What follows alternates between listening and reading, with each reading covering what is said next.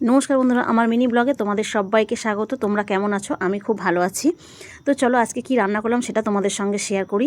দেখো, আজকে একটু ছোটো কণা বসিয়েছি, কারণ বাড়িতে আজকে সেরকম কেউ নেই। আজকে আছি আমি আর আমার হাজব্যান্ড। মেয়ে গেছে আমার বোনের বাড়ি। তো দেখো, বাড়িতে সেরকম কেউ নেই, ফ্যামিলি আমাদের এই তিনজনই। তো তার মধ্যে থেকেও মেয়ে নেই, তো দুজনের মতন রান্না করেছি, সেটা তোমাদের সঙ্গে একটু শেয়ার করি। প্রথমে ডিম আর আলুটা সিদ্ধ করে নিলাম।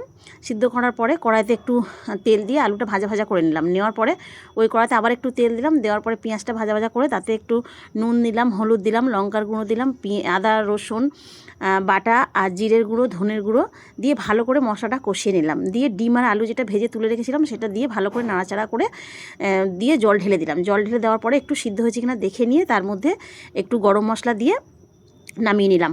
তো বন্ধুরা, এইভাবে ডিমের ঝোলটা খেয়ে দেখো, খুব সুন্দর খেতে হয়েছে। খেয়ে দেখে আমাকে কমেন্ট করে জানিও। আর তোমরা বন্ধুরা প্লিজ যারা সাবস্ক্রাইব করে দিয়েছো তাদেরকে অসংখ্য ধন্যবাদ, অসংখ্য ধন্যবাদ। যারা করনি তারা সাবস্ক্রাইব করে আমার পাশে থেকো। সবাই